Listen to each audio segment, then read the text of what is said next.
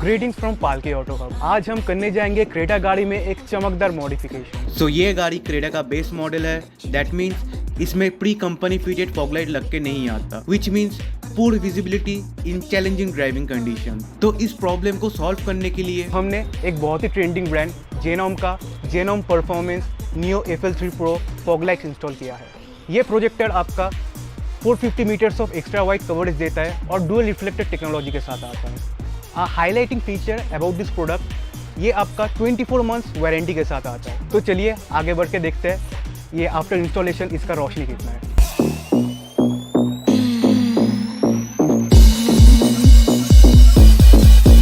More than a typical slut, taking dick non-stop, blue hair non-stop, my butt in the air in the hotel pool, swimming under you while the wife is in the room. I will be there too. Slut, slut, slut.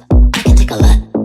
I can show you what your white thing got. Not a typical fuck, I'm a triple slut.